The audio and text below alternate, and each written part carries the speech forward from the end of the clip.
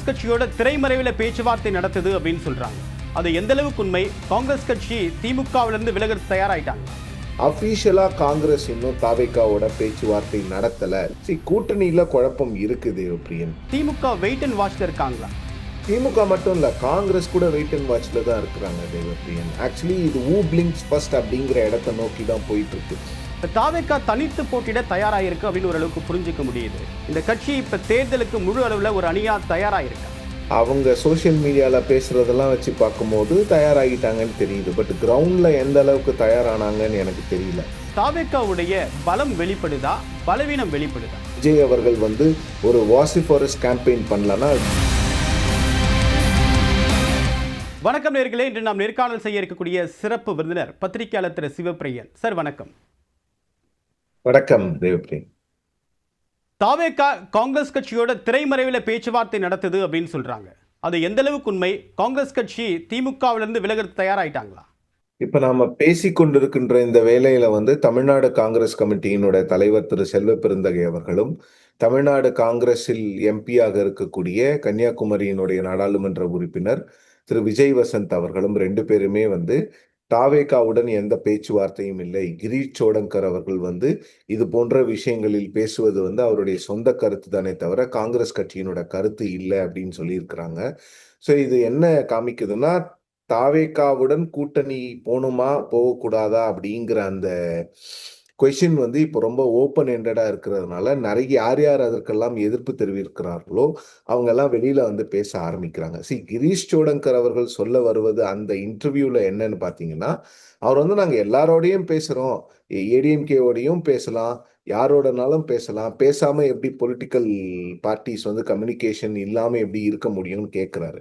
அது open ended தான். நீங்க நினைச்சுக்கலாம் தாவேகாவோட கூட்டணி பேச்சுவார்த்தையில இருக்கிறாங்க அப்படின்னு. பட் அபிஷியலா காங்கிரஸ் இன்னும் தாவேகாவோட பேச்சுவார்த்தை நடத்தல. விஜய் அவர்களை காங்கிரஸ் சார்பில் யாரும் சந்திக்கல அப்படிங்கிறது எனக்கு தெரியும்.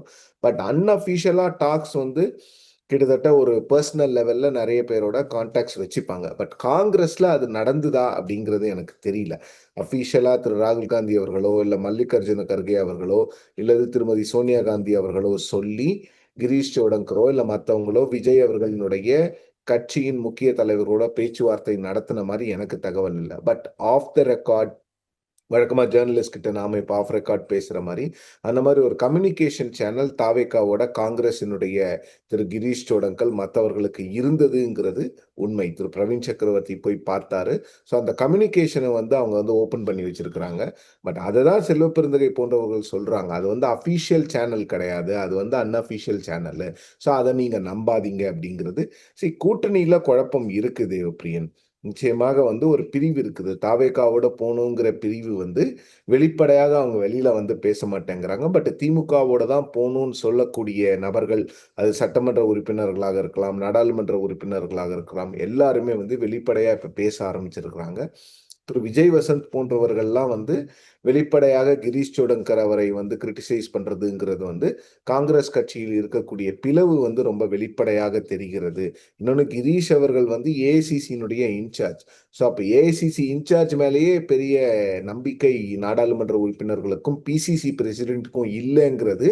அப்போ பிசிசி பிரசிடென்ட்டுக்கு ஒரு வியூ இருக்கு, திரு கிரீஷ் சோடங்கர் அவருக்கு இன்னொரு வியூ இருக்கு. இதுல எது பர்சனல் ஒப்பீனியன், எது பார்ட்டியோட ஒப்பீனியன் தெரியல. ஆக்சுவலா நான் என்ன நினைப்பேன்னா, ஒரு பொலிட்டிக்கல் ரிப்போர்ட்டரா பாத்தீங்கன்னா கேசி வேணுகோபால் அவர்களும் டிஎஸ் சிங் தியோ அவர்களும் முதலமைச்சரை சந்திக்கிறார்கள். சோனியா காந்தி கிட்ட இருந்து சீல்டு கவர் கொண்டு வரும்போது அப்ப செல்வ பெருந்தகை பேசுவதுதான் சரியாக பார்வையாக நான் பார்க்கிறேன். ஏன்னா காங்கிரசினுடைய ஹைகமாண்ட் டிஎம்கேவோட இன்னும் பேச்சுவார்த்தை நடத்தி கொண்டுதான் இருக்கிறது. அந்த பேச்சுவார்த்தைக்கான அந்த சேனலை அவங்க இன்னும் க்ளோஸ் பண்ணல. ஏன் இவ்வளவு தாமதம் அப்படின்ற ஒரு கேள்விக்கு பின்னணியில் சோடங்கருடைய இந்த மாதிரி ஓப்பன் எண்டடாக முன்வைக்கக்கூடிய கருத்து, திரைமறைவில் பேசக்கூடிய அன்அஃபிஷியல் கம்யூனிகேஷன், இது எல்லாமே திமுக வெயிட் அண்ட் வாட்ச்ல இருக்காங்களா? திமுக மட்டும் இல்ல, காங்கிரஸ் கூட வெயிட் அண்ட் வாட்ச்ல தான் இருக்கிறாங்க தேவப்பிரியன். ஆக்சுவலி இது who blinks first அப்படிங்கிற இடத்தை நோக்கி தான் போயிட்டு இருக்கு. யார் முதல்ல இந்த விஷயத்தை பத்தி வெளிப்படையா பேசி கூட்டணி ஒண்ணு இருக்கு இல்லைன்னு பேச போறாங்க அப்படிங்கிற இடத்துலதான் இது நோக்கி போயிட்டு இருக்கிறதா நான் பாக்குறேன். நான் காங்கிரஸை பொறுத்தவரையும் காங்கிரஸ் என்ன சொல்றாங்கன்னா, நாங்க டிசம்பர் 3ஆம் தேதியே எங்க குழு முதலமைச்சரை சந்தித்து விட்டது. அன்றிலிருந்து இன்று வரை அந்த குழுவை நீங்க வந்து கூப்பிடவே இல்லை இன்னும் டாக்ஸ்க்கு அப்படின்னு காங்கிரஸ் சொல்றாங்க. திமுகவுல நீங்க குழு முன்னால அமைச்சுட்டா அதுக்காக நாங்க உங்கள கூப்பிட முடியுமா? நாங்க எப்ப குழு அமைக்கணுமோ தேர்தலுக்கு முன்னால தான் அமைப்போம். கடந்த காலங்கள்ல தேர்தல் நோட்டிஃபிகேஷன் வந்த பிறகு தான் பண்ணியிருக்கோம். இப்போ உங்களுக்காக அட்லீஸ்ட் தேர்தலுக்கு முன்னால பண்ணியிருக்கோம்ன்னு சொல்றாங்க. ஸோ கூட்டணி கட்சிகளை அழைக்கும் அந்த நடவடிக்கையை திமுக ஆரம்பிச்சுட்டாங்க. 2, 3 கட்சியோட பேசிட்டாங்க. இன்னும் 2, 3 கட்சியோட பேசப் போறாங்க. ஸோ "ஹூ பிளிங்க்ஸ் ஃபர்ஸ்ட்" தான். காங்கிரஸும் ஒரு சில டிமாண்ட்ஸ் வந்து திமுகவால ஏற்றுக்க முடியாது. திமுக வைக்கிற டிமாண்ட்ஸும் காங்கிரஸால ஏத்துக்க முடியாத சூழ்நிலையில தான் இந்த டாக்ஸ் வந்து டெட்லாக் ஆகி நிக்குது.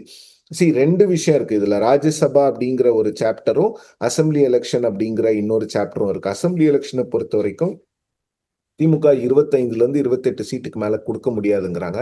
ராஜ்யசபா 1 வேணும்னா வாங்கிக்கோங்கங்கிறாங்க. பட் காங்கிரஸ் 2 ராஜ்யசபா கேட்கிற மாரி தெரியுது.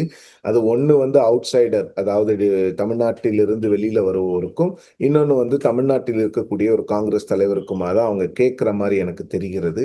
ஸோ இங்க தான் அந்த போன் ஆஃப் கன்டென்ஷன் இருக்குது. 2 கட்சிகளுக்கும் இடையே பேச்சுவார்த்தையில வந்து ஒரு சுமூக நிலையை எட்ட முடியாத ஒரு சூழ்நிலை அவங்களுக்குள்ள இருக்கிறதுக்கு காரணம் 2 பேருக்கும் இருக்கக்கூடிய கேப். காங்கிரஸ் கேட்கிற சீட்ஸ டிஎம்கே குடுக்க முடியாது. டிஎம்கே குடுக்கிற சீட்ஸ காங்கிரஸ் நாங்க வாங்கிக்க மாட்டோம்னு சொல்றாங்க. இப்ப அதிமுகவுல முன்னாள் அமைச்சர் எஸ்பி வேலுமணியுடைய கருத்து கவனம் பெற்றிருக்கு. இங்கிருந்து தாவேக்காவுக்கு போனவங்க மீண்டும் வருவதற்கு தயாரா இருக்காங்க. பழைய பொசிஷனே கொடுத்தாலும் போதும், நாங்க உடனே வந்துடுறோம் அப்படின்ற அளவுக்கு தாவேக்கா நிலைமை மோசமா இருக்கு அப்படின்றத சொல்றாரு. அதுக்கு சாத்தியமா? தாவேக்கா தேர்தலுக்கு தயாரா இருக்கா, இல்ல பலவீனப்பட்டிருக்கா? இல்ல, தாவேக்கா பலவீனப்பட்டிருக்கா இல்லையாங்கிற கேள்வி வந்து போக போக தான் நமக்கு தெரியும். அவங்களுக்கு என்ன பலம் இருந்தது, இருக்கிறது அப்படிங்கிறது வந்து தேர்தல் முடிவுக்கு பிறகு தான் நமக்கு தெரியும். ஆனால் திரு செங்கோட்டையன் போன்றவர்கள் வந்து மகிழ்ச்சியாக தாவேக்காவில் இல்லைங்கிறது வந்து ரொம்ப வெளிப்படையா தெரிகிறது. ஒரு 2 நாளைக்கு முன்னால ஒரு வீடியோ ஒண்ணு வருது. அந்த வீடியோல வந்து நமக்கே தெரியுது, திரு புஷி ஆனந்த் அவர்கள் வந்து செங்கோட்டையன் அவர்களை வந்து ஒரு விதமா என்ன சொல்றது, இந்த வஞ்ச புகழ்ச்சி அணி அப்படி மாரி அவர் பேசுறாரு. ஆனால் செங்கோட்டையன் அவர்கள் வந்து சிரித்துக் கொண்டே இருக்கிறார். ஸோ அங்க வந்து ஒரு புகைச்சல் இருக்கிறது வந்து ரொம்ப வெளிப்படையாக பார்க்கப்படுகிறது. வெளிப்படையா தெரியுது. அதுல ஒண்ணும் ஒரு வித்தியாசம் இருக்கிற மாரி எனக்கு தெரியல. எல்லா இடங்களிலும் திரு ஆனந்த் அவர்களும், திரு புஷி ஆனந்த் அவர்களும், திரு ஆதவ் அர்ஜுனாவுக்கு பிறகு தான் செங்கோட்டையன் அவர்களுக்கான வாய்ப்புகள் வழங்கப்படுது. அவருக்கான ஹைரார்க்கியும் அப்படிதான் இருக்கு அப்படின்னும்போது, அவர் ஆப்வியஸா அப்செட்டா தான் இருப்பார். பட் அவர் மீண்டும் அதிமுகவுக்கு வருவதற்கு தயாரா இருக்கிறாரா? அப்படிங்கிற விஷயம் நமக்கு தெரியல. பட் எஸ்பி வேலுமணி அவர்கள் சொல்றது என்னன்னு பார்த்தீங்கன்னா, அவங்க வந்து அதிமுகவ டிவிகே கிரிட்டிசைஸ் பண்ணும்போது, அதிமுகவும் இப்ப டிவிகே கிரிட்டிசைஸ் பண்ண ஆரம்பிக்கிறாங்க. ஸோ அதனால அது வந்து ஒரு பொலிட்டிக்கல் ஸ்டேட்மெண்ட்டா நம்ம கடந்து போறது தான் கரெக்ட். பட் தாவேக்காவுல செங்கோட்டையன் அவர்கள் உண்மையிலே மகிழ்ச்சியாக இருக்கிறாரா அப்படின்னு கேட்டீங்கன்னா, நிச்சயமாக இல்லை அப்படிங்கிறது தான் செங்கோட்டையன் அவர்களுக்கு நெருக்கமானவர்கள் நமக்கு சொல்லக்கூடிய இப்ப செய்தி. செங்கோட்டையன் மட்டும் இதுக்கு பொருந்துமா, இல்ல மற்ற ஜேசிடி பிரபாகர் போன்ற மற்ற 2ஆம் கட்ட தலைவர்கள் நிறைய பேர் சேர்ந்திருக்காங்க, அவர்களுக்கும் இதே நிலைமைதானா?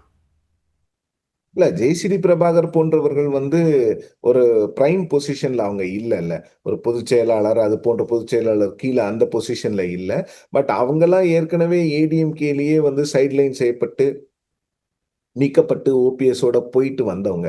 ஸோ அவங்களுக்கு எந்த அளவுக்கு வந்து திருப்பி ஏடிஎம்கேக்கு வரணுங்கிற எண்ணம் இருக்குன்னு தெரியல. பட் ஜேசிடி பிரபாகரன் வந்தா திரு எடப்பாடி அவர்கள் சேர்த்துப்பாரா அப்படிங்கிற கேள்வியும் இருக்கலாம். ஏன்னா திரு வைத்திலிங்கம் போன்றவர்கள் வந்து எங்களுக்கு ரெஸ்பான்ஸ் இல்ல. நாங்க திருப்பி கேட்டபோதுன்னு தானே சொன்னாங்க.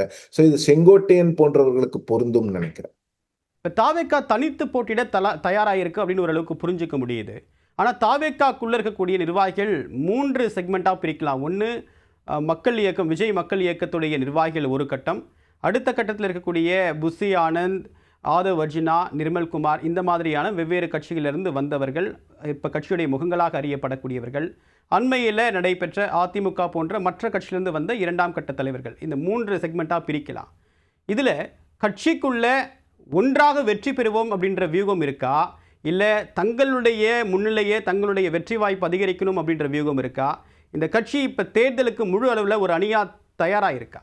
இல்ல கட்சிய பொறுத்தவரைக்கும் அவங்க எல்லாம் ஒண்ணா இருக்கிற மாரி தான் தெரியுது. அதுல பெருமளவுல பிளவுலாம் நாம பார்க்க வேண்டிய அவசியம் இல்லன்னு நெனைக்கிறேன். அப்படி பார்த்தீங்கன்னா, எல்லா கட்சியிலும் ஒரு சில அணிகள் இருக்க தான் செய்யும். பட் தாவேக்காவை பொறுத்த வரைக்கும் அவங்க தேர்தலுக்கு தயாராகிட்டாங்கன்னு பார்த்தீங்கன்னா, அவங்க சோஷியல் மீடியால பேசுறதெல்லாம் வச்சு பார்க்கும்போது தயாராகிட்டாங்கன்னு தெரியுது. பட் கிரவுண்ட்ல எந்த அளவுக்கு தயாரானாங்கன்னு எனக்கு தெரியல. அவங்க வந்து எஸ்ஐஆர்ல பெருமளவுக்கு அந்த கட்சியினுடைய பூத் ஏஜென்சியோ, இல்ல பூத் லெவல் பீப்பிளையோ என்னால வெளியில பார்க்க முடியல. திமுக ஆட்கள பார்க்க முடிஞ்சது, அதிமுக ஆட்கள பார்க்க முடிஞ்சது. ஒரு சில இடங்கள்ல காங்கிரஸ் தலைவர்கள், பாஜகவினுடைய நிர்வாகிகள் கூட இருந்தாங்க. ஆனா தாவேகா நிர்வாகிகளை எங்கேயும் நான் எஸ்ஐஆர் ப்ராசஸ்ல பார்க்கல. பட் எந்த அளவுக்கு அவங்க கிரவுண்ட்ல இருக்க போறாங்க அப்படிங்கிறது தான் எலக்ஷனுடைய விக்டரியோ இல்ல டிஃபீட்டையோ தீர்மானிக்குமே தவிர, உங்களோட ஆன்லைன் பிரசன்ஸு, மத்தபடி உங்களுடைய பேச்சுக்கள் இதெல்லாம் ஒரு கட்டம் வரைக்கும் தான் உங்களுக்கு ஹெல்ப் பண்ணும். பட் உங்களுக்கு ரொம்ப ஹெல்ப் பண்ணக்கூடிய விஷயம் எதுன்னு பார்த்தீங்கன்னா, பூத் லெவல் இன்ஃப்ராஸ்ட்ரக்சர். மக்கள பூத்துக்கு கூட்டிட்டு வர்றது அந்த இடங்கள்ல தான் ஹெல்ப் ஆகும். பட் தாவேகாவ பொறுத்தவரைக்கும் அவங்க வேட்பாளர்லாம் போட்டுருவாங்கங்க. அதெல்லாம் எந்த பிரச்சனையும் இருக்கிற மாரி எனக்கு தெரியல. மத்தவங்க சொல்ற மாரி அவங்களுக்கு வேட்பாளர்கள் கிடைப்பாங்களா? அந்த பிரச்சனையெல்லாம் நிச்சயமா எனக்கு தெரியல. அதெல்லாம் வந்து ஒரு கட்டவிழ்க்க விடப்பட்ட ஒரு பொய்யா தான் நான் பார்க்கிறேன். பட் கட்சிய பொறுத்தவரைக்கும் அவங்க தனியா போறது தான் அவங்களுக்கு நல்லதுன்னு நான் நினைக்கிறேன். ஏன்னா ஒரு இண்டிவிஜுவல் ஸ்ட்ரென்த்த வந்து அப்பதான் அவங்க காட்ட முடியும். இல்லன்னா ஒரு காங்கிரஸோடவோ, இல்ல மத்த கட்சிகளோட கூட்டணிக்கு போனா, நாளைக்கு அந்த கட்சிகள் வந்து கிரெடிட் எடுக்கிறதுக்கான வாய்ப்பு இருக்கு. ஸோ விஜய் அவர்களை பொறுத்தவரையும், அவர் வந்து அரசியல்ல ரொம்ப லாங் ஸ்டாண்டிங்கா இருக்கணும்னு நெனச்சாருன்னா, அவர் நிச்சயமா அவர் தனியா போறது தான் அவருக்கு இருக்கக்கூடிய மிகப்பெரிய வாய்ப்பு.